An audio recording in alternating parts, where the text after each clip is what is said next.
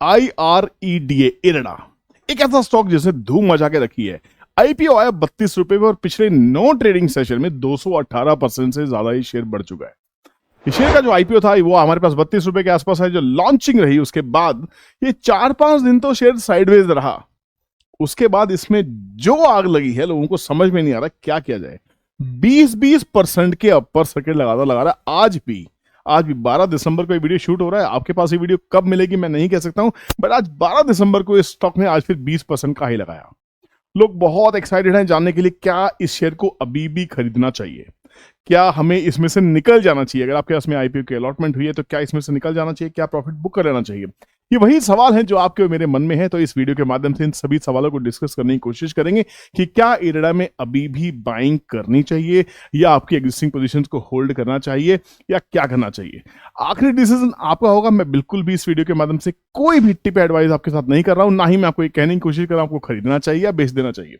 मेरा व्यू क्या है, मुझे इस शेयर को कैसे रीड करना है, वो आपसे ट्रांसपेरेंट तरीके से फ्री वेबसाइट्स को यूज करते हुए आपको बताने की कोशिश करूंगा कि क्या ये वाकई एक मल्टीबैगर है, क्या इसको रखना चाहिए, है क्या इरडा। बहुत से लोगों ने सुना भी नहीं होगा क्या है। बहुत से लोगों के हाथ से ये अपॉर्चुनिटी मिस भी हो गई होगी, फोमो में आ गए होंगे, क्या अब ले लेना चाहिए। वो 100 रुपए के आसपास भी उसको लेने के लिए तैयार बैठे होंगे। जैसी क्योंकि बाजार में क्या होता है, क्या जब शेयर भागता है, न्यूज में आता है, लोगों की व्यूज में आता है, तो लोगों को लगता है हाँ अगर मैंने नहीं लिया तो शायद दूसरा पैसा कमा लेगा, मेरे हाथ से छूट गया तो ये दोबारा पकड़ में नहीं आएगा। तो ये फोमो जो है, फियर ऑफ मिसिंग आउट, ये हमें एक्चुअल में कभी कभी प्रॉब्लम में डाल देता है। तो प्लीज स्टॉक मार्केट में फोमो को कंट्रोल करें, इमोशंस पे कंट्रोल करें, बहुत ज्यादा जरूरी है। इस वीडियो के माध्यम से कोई टिप एडवाइस नहीं कर रहा हूं, but yes we will learn how to read a stock through the different videos which I am sharing on YouTube, जिसके माध्यम से अलग अलग स्टॉक्स को डिस्कस करते हैं। तो कहीं ना कहीं आपको फंडामेंटल एनालिसिस करना आएगा, कहीं ना कहीं आपको टेक्निकल एनालिसिस करना आएगा, आपको अपने शेयर्स को खुद ट्रैक करना आएगा, विच इज माई मोटो। तो प्लीज चैनल को सब्सक्राइब कर लें, एक लाइक अभी प्रेस कर दीजिए ताकि आप बाद में भूल ना जाए, है ना। क्योंकि वीडियो में मुझे मालूम आप मंत्रमुग्ध होने वाले हैं, वीडियो में आप गुम होने वाले हैं। तो यहां पे पहले हम देखते हैं चार्ट। 13 दिन पुरानी कंपनी भी नहीं है, 13 दिन पुरानी भी कंपनी नहीं है, 9 दिन का ट्रैक रिकॉर्ड गिन सकते हैं। 1 2 3 4 5 6 7 8 ट्रेडिंग सेशंस, 32 रुपए का आईपीओ, 100 रुपए, पैसा 3 गुना। किया क्या जाए, इससे पहले जानते हैं है क्या। बहुत सारे लोगों ने तो ये नाम भी नहीं सुना होगा। तो सबसे पहले उठाते हैं अपनी कलम और चलते हैं इसकी वेबसाइट के ऊपर में। वेबसाइट में शायद जो फॉन्ट साइज है वो इतना अच्छा ना हो, इसको हम स्क्रीनर.इन के ऊपर भी जाकर देखने की कोशिश करेंगे। बट सबसे पहले मैं चाहता हूं इसकी वेबसाइट को विजिट करना ताकि हमें समझ में आए कि ये कंपनी है। तो let's go to the official website of IREDA. ये देखिए, गूगल करेंगे ireda.in, IREDA.in। ये कंपनी करती क्या है, ये कंपनी लोगों को मालूम ही नहीं है क्या। ये कंपनी है Indian renewable energies development agency limited. आपने सुना होगा आज की डेट में रिन्यूएबल एनर्जी की धूम मची हुई है, हर तरफ बात हो रही है, चाहे वो सुजलोन हो, चाहे वो अदानी ग्रीन्स हो, चाहे कोई छोटे से छोटी बड़े से बड़ी कंपनी। अगर ऊर्जा ग्लोबल तक की बात करें तो वो कंपनी भी आज 15% चढ़ती हुई दिखाई दी 12 दिसंबर के दिन पे, क्योंकि कहीं ना कहीं रिन्यूएबल एनर्जी की तरफ हमारा ध्यान जा रहा है। ग्लोबलाइजेशन, जो ग्लोबल कंट्रीज हैं, पूरा देश नहीं पूरा विश्व, शायद हम ग्रीन होने की तरफ जा रहे हैं। हम बात करते हैं 2030 मिशन की, हम बात करते हैं 2070 मिशन की, जहां पे हम जीरो कार्बन एमिशन देश या कंट्री या वर्ल्ड बनने की कोशिश कर रहे हैं। सबके अपने अपने एफर्ट्स हैं। तो इस कदम में आज की डेट में पावर सेक्टर के रिफॉर्म्स बहुत जरूरी हैं। हम थर्मल पावर से रिन्यूएबल सोर्सेज ऑफ एनर्जी की तरफ जा रहे हैं, जिसमें विंड है, सोलर है, वाटर है, जिसको हाइड्रो भी कहा जाता है। थर्मल से डिपेंडेंसी को हटा के हम जा रहे हैं रिन्यूएबल पे, जो सनलाइट है, जो वाटर है, जो एयरवेस है। फॉर एग्जाम्पल विंड, सुजलॉन काम कर दिया है। हाइड्रो की बात करें तो बहुत सारी छोटी बड़ी कंपनी है, जिसमें जेपी हाइड्रो का आपने नाम सुना होगा। बहुत सारे शेयर्स आपने थर्मल में, हाइड्रो में और बहुत सारे सुने होंगे। यहां पे हम बात कर रहे हैं एक ऐसी एजेंसी की जो शायद इस सेक्टर को फंड करने वाली है, जो इसका बैकबोन बनने वाली है, जो इसको फाइनेंस करने वाली है और बहुत सारी चीजें करने वाली है। क्या करने वाली है देखने की पूरी कोशिश करेंगे।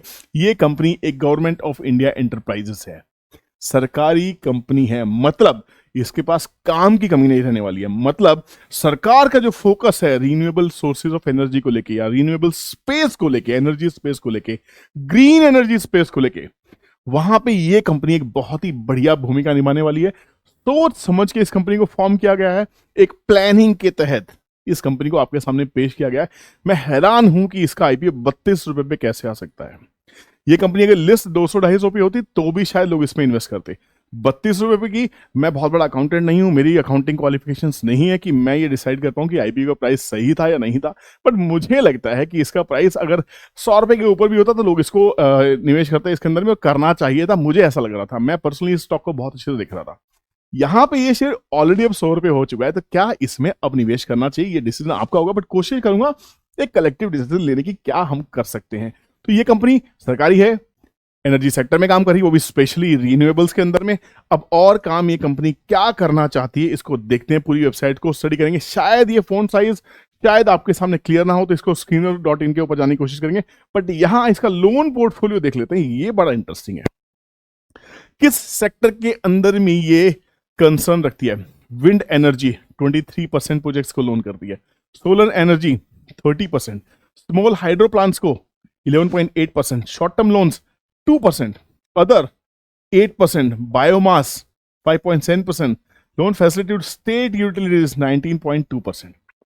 तो घूम फिर के हम बात कर रहे हैं wind energy, solar energy, hydro power energy. ये वो सेक्टर है 30 प्लस 20 50 60, ऑलमोस्ट 67 से 68% जो कॉन्सेंट्रेशन रहेगा, जो फोकस रहेगा वो रहेगा हमारा रिन्यूएबल के ऊपर में, जैसा इस कंपनी का नाम है IREDA, जिसमें RE stands for renewable energy. Let's go to screener.in, जहां पे हमें थोड़ा सा और डिटेल में जानने की कोशिश करेंगे कि इसके फाइनेंशियल्स कैसे हैं, कौन है, क्या है, प्रमोटर्स कौन है, इस कंपनी में एग्जैक्टली बाइंग सेलिंग करनी चाहिए नहीं करनी चाहिए, और डिटेल देखने की कोशिश करेंगे। कंपनी बहुत शानदार है गाइस, बहुत ही अच्छी। क्यों है? This was incorporated in 1987। शायद बहुत से लोग पैदा नहीं होंगे जब ये कंपनी फॉर्म हुई थी। इसका आईपीओ अब आया, इसकी वैल्यू आज है, it is a mini Ratna company, सरकारी कंपनी है, मिनी रत्ना कंपनी है, ऑडिटेड बाय द गवर्नमेंट, जिसके पास में जो भी प्रोजेक्ट्स हैं जो एक्सटेंडिंग फाइनेंशियल असिस्टेंस करते हैं, फाइनेंशियल हेल्प की कोशिश करते हैं, किसके लिए? रिन्यूएबल एनर्जी सोर्सेज प्रोजेक्ट्स के लिए और एनर्जी एफिशिएंसी एंड कंजर्वेशन के लिए। ये वो प्रोजेक्ट्स जो ग्रीन एनर्जी सेक्टर में, वहां ये कंपनी काम करती है। कंपनी के पास प्रोजेक्ट्स क्या क्या है वो आप देख सकते हैं, कंपनी किस तरह के प्रोजेक्ट्स में काम करती है ये आप देख सकते हैं। कंपनी के पास में आप देखेंगे बायोमास इंक्लूडिंग बैगेजेस है, जो मैंने आपको पहले भी उनकी वेबसाइट पे देख के बताया। वेस्ट टू वेस्ट एनर्जी जो ट्रांसफॉर्मेशन है उसके ऊपर काम कर रही है, एथेनॉल के प्रोजेक्ट्स पे काम कर रही है, कंप्रेस बायोगैस पे काम हो रहा है, hybrid REEC and green mobility, ये सब के ऊपर में, सोलर पावर, विंड पावर। तो अभी तक ये तो समझ में आ गया हो कि IREDA करती क्या, इरेडा है क्या। लोन बुक कहाँ है वो मैंने आपको बताया, लोन बुक के बारे में क्या है, 47,514 करोड़ की लोन बुक है। कहाँ पे? सितंबर 2023, हम दिसंबर में वीडियो को शूट करें, सितंबर तक ये जो क्वार्टर एंड हुआ था, सेकंड क्वार्टर तक 47,000 करोड़ की ऑर्डर बुक ऑलरेडी इनके पास में थी। और जो ऑर्डर बुक है 30% के कैगर से बढ़ रही है 2021 से लेके 2023 में। 2 साल में अगर आप देखेंगे पीछे, 2 साल में रिन्यूएबल एनर्जी के ऊपर रुझान बढ़ा है, फोकस बढ़ा है, ये लोन बुक बड़ी है बहुत ही शानदार तरीके से। अगर आप देखेंगे लोन डिस्पर्स की बात करें तो ये 11,000 करोड़ से लोन बुक जो 2021 में होती थी बढ़ के 32,000 करोड़ हुई 2023 में। जो लोन डिसबर्स हुए ये बड़े 8,828 करोड़ 2021 से लेके 21,639 करोड़ इन FY 2023। सुपर्ब, जिस पर्पस के लिए कंपनी है वहां काम कर रही है, सबसे बड़ी बात है। अब देखते हैं, कोई फाइनेंस की कंपनी को आंकने के लिए उसका हमें एनपीए देखना होता है, नॉन परफॉर्मिंग एसेट्स हैं या नहीं है, इंप्रूविंग एसेट क्वालिटी, ये बड़ी चीज है। सरकार का पैसा लेके कोई भाग जाए, सरकारी कंपनी डूबती चली है, जैसा PNB के साथ में हुआ, पर अगर ऐसा इसके साथ हुआ तो ये कंपनी बर्बाद हो जाएगी, है ना। पर क्या ऐसा हो रहा है, ये एनपीएस से पता करना पड़ेगा। एनपीएस जो 2021 में 8.77% थे, वो 5.21% रहे FY 22 में, वो 3% रह गए FY 21 के एंड में आते आते। मतलब कहीं ना कहीं जो नेट एनपीएस थे 5.61% से गिर के रह गए 1.6%, जो एक अच्छा हेल्दी साइन है। जितना लोन वो डिस्बर्स करते हैं उसका सिर्फ 1.66% के आसपास एनपीएस जो चलता है यार, इतना तो आप देख सकते हैं। बैंक की, किसी भी बैंक का एनपीए 1% के आसपास तो आपको मिल ही जाएगा। जोग्राफिकल प्रेजेंस की बात की तो 23 स्टेट्स में ये काम करती है सितंबर 2023 तक। अगर क्रेडिट रेटिंग्स की बात करें तो IREDA को स्टेबल AAA रेटिंग मिली है, कहां से? इकरा से। तो कहीं ना कहीं कंपनी के फंडामेंटल सही दिखाई दे रहे हैं, कंपनी स्ट्रांग दिखाई दे रही है। ज्यादा फंडामेंटल्स के लिए आप screener.in के पास जा सकते हैं और अपनी एनालिसिस खुद कर सकते हैं। ठीक है, अब चलते हैं हम इसके थोड़े से P&L के ऊपर में, जो हालांकि हमने डिस्कस कर लिया है, बट फिर भी इसको ज्यादा P&L तो नहीं है, क्योंकि कंपनी के पास, हमारे पास जो अब लिस्टेड डेटा है, लिस्टेड हमारे पास में 2019 से लेकर 2023 का 4 साल का लिस्टेड डेटा है जिसके ऊपर हम काम कर रहे हैं। अगर बात करें रिवेन्यू की, जो 2020 करोड़ था 2019 में, वो बढ़ के 3,483 करोड़ हो चुका है। बड़ा अच्छा जंप है। अगर हम एक्सपेंसेस की बात करें, एक्सपेंसेस भी घट रहे हैं, 430 करोड़ से 232 करोड़, अच्छी बात है। फाइनेंसिंग प्रॉफिट्स की अगर हम बात करें, फाइनेंस का काम है कंपनी का, जो कभी 406 करोड़ हुआ करता, 260 करोड़ भी हुआ, 590 करोड़ भी हुआ, अब बढ़ के 1163 करोड़ 1163 CR के आसपास में है। फाइनेंसिंग मार्जिन जिस पे कंपनी काम करी, which is supreme, which is super, 33% पे कंपनी काम करी, बहुत बढ़िया। प्रॉफिट बिफोर टैक्स भी बढ़ता हुआ दिखाई दे रहा है, 1139 करोड़, जो कहीं 2021 में 570 करोड़ था, 2020 में 240 करोड़ था, 240 करोड़ से 1139 करोड़ में 5x तो इसका प्रॉफिट हो गया है। 100 रुपए का भाव सस्ता है महंगा, आपको खुद समझ में आ जाना चाहिए। नेट प्रॉफिट की अगर बात करें, 2020 में 215 करोड़ का था, जो बढ़ के 865 करोड़ के आसपास 2023 में आ चुका है। मेरे हिसाब से ये जो कहानी है, अपने आप में अपनी जुबानी खुद बयां करती है कि इसको करना चाहिए नहीं करना चाहिए। है कहां, माल कहां पे, किसके पास है? सरकारी कंपनी है तो of course 75% president of India के पास है।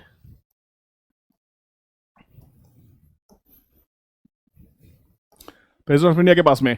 उसके बाद एफआईएस की बात करें तो 3.99%, डीआईएस की बात करें तो 8.2%, अगर पब्लिक की बात करें तो पब्लिक के पास सिर्फ 12% है, वो भी आईपीओ के माध्यम से। तो पूरा माल देखिए, पब्लिक में आने के साथ साथ में इसमें एफआईएस और डीआईएस का भी अच्छा खासा स्टेक है।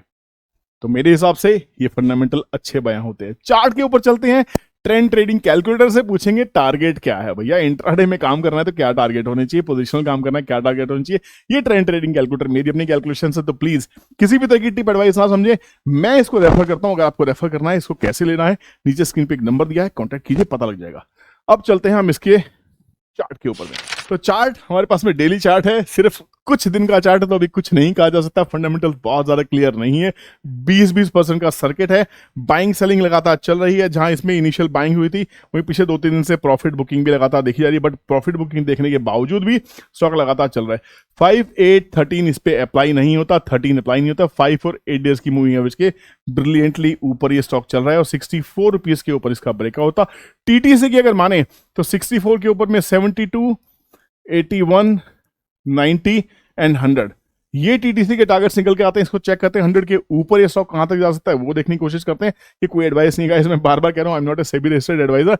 आप प्लीज जाके अपने एडवाइजर से पूछे, क्योंकि वो शायद आपको बहुत अच्छी रिटर्न्स निकाल के दे सकते हैं, क्योंकि शायद उनके पास कोई जैकपॉट होगा, शायद उनके पास कोई तुरुप का इक्का होगा, सेबी ने उनको शायद कुछ ऐसा दिया होगा जो आपको बड़े अच्छे से रिटर्न्स निकाल के दे सकते हैं। यहां पे है trend trading calculator which says कि yes, trend is your only friend. Trend के साथ रहोगे, थाली के बैंगन बनोगे, जिस तरफ का ट्रेंड है उधर लुढ़क जाओगे। तो कोई शर्म वाली बात नहीं है। कोई आपको बोले भाई पहले तो बुलिश था, बेरिश क्यों हो गया?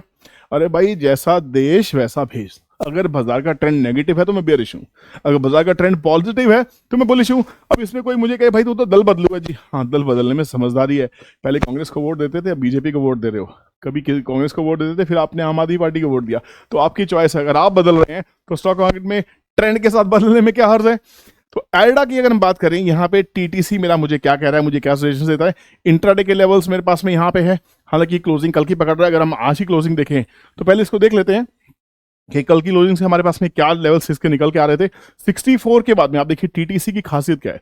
जब एक लेवल से ब्रेकआउट होता है तो हमें किसी भी लेवल पे 2-2 टारगेट्स मिलते हैं। आपने निफ्टी में देखा, बैंक निफ्टी में देखा, सुज़लोन में देखा, पटेल इंजीनियरिंग में देखा, बहुत सारी चीजों में देखा।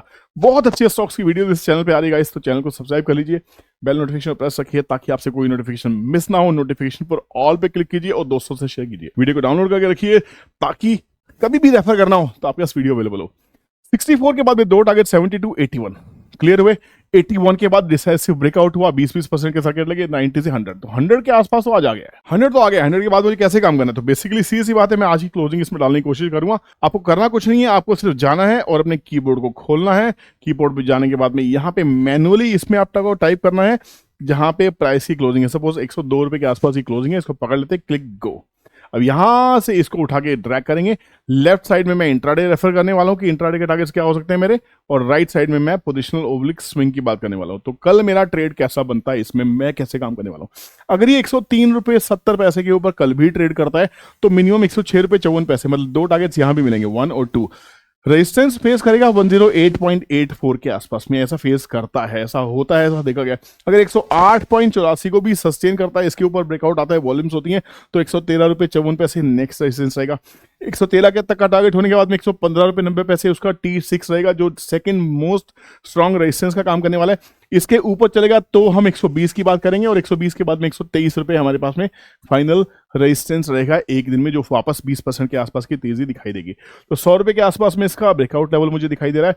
दो टारगेट्स मिलने चाहिए, 110 से 121, और उसके ऊपर में 132-33 रुपये के आसपास में स्टॉक जा सकता है। जाएगा नहीं जाएगा कोई गारंटी नहीं है भाई, ये फ्लॉप हो सकता है। स्टॉक मार्केट में ऐसे बहुत लोग आए होंगे मेरे जैसे, जिन्होंने कहा होगा ये होगा वो होगा, बहुत फ्लॉप होंगे।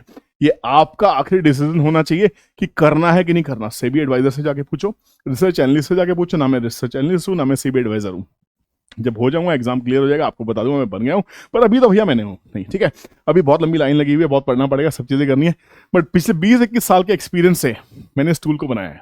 ये टूल अभी ट्रेडिंग रूम मेंबर्स को फ्री है। ट्रेडिंग रूम क्या है, कैसे काम करते हैं वहां, कैसे नहीं काम करना चाहिए, पूरी डिटेल वीडियो इस चैनल के ऊपर आपको मिल जाएगी, और साथ में आप हमें टीम को कांटेक्ट करके ये डिटेल पता कर सकते हैं। यहाँ ट्रेड करना है नहीं करना, ये लेवल्स कितने इंपॉर्टेंट है, ये स्टॉक और ऊपर जाएगा या नहीं जाएगा, ये आपके ऊपर छोड़ रहा हूँ। इस पे इन्वेस्ट करना है कि नहीं करना, ये आपके ऊपर छोड़ रहा हूँ। आप कह सकते हैं कि सर आखिरी में तो आपने वही जीरो कर दिया, आपने तो बताया नहीं। मैं क्या करूं दोस्त, सेबी ने हम सबके हाथ काट दिए। हमको नहीं बोला गया कि इसको बताया जाए कि नहीं बताया जाए कि खरीदना है कि बेचना है। मुझे नहीं पता, बहुत सारे ऐसे ब्लॉगर्स हैं, बहुत सारे ऐसे चैनल हैं जो ये कहते हैं भैया ये नहीं करना चाहिए। मुझे समझ नहीं आ रहा, शायद मेरे से बहुत से लोगों को नहीं समझ में आ रहा कि क्या करना चाहिए, लोगों को कैसे बताया जाए कि इसमें करना क्या है। तो मैंने एनालिसिस कर दिया, मैंने बता दिया ये टारगेट्स मुझे लगते हैं ऐसे हो सकते हैं, ये फेल भी हो सकते हैं भाई, बहुत ड्रास्टिकली फेल हो सकते हैं। इसके चक्कर भी ना पड़े, बिल्कुल भी ना पड़े, सेबी रजिस्टर्ड से पूछ के काम करें। तो एनालिसिस दे दिया, फंडामेंटल्स दे दिए, टूल दे दिया, और क्या दूं, समय दे दिया। Thank you so much for watching this video. Interesting लगा हो, मस्त लगा हो, मजा आया हो तो थम्स अप कीजिएगा। अगर आपको मस्त मजा नहीं आया हो तो डिसलाइक कीजिएगा प्लीज। फीडबैक सेक्शन में एक फीडबैक डाल के जरूर जाइएगा। और नेक्स्ट वीडियो किस शेयर पे चाहिए, किस स्टॉक पे चाहिए, क्या चाहिए, क्या डिस्कशन आप करना चाहते हैं, प्लीज कमेंट में ज्यादा से ज्यादा लोग डिस्कस करें, ताकि मैं देखूं कि आप कहां डिस्कशन चाहते हैं, कहां पे वो डिस्कशन चाहते हैं जहां आपके पोर्टफोलियो को, जो आपकी इन्वेस्टमेंट को, आपकी ट्रेडिंग को हेल्प कर सके, सपोर्ट कर सके।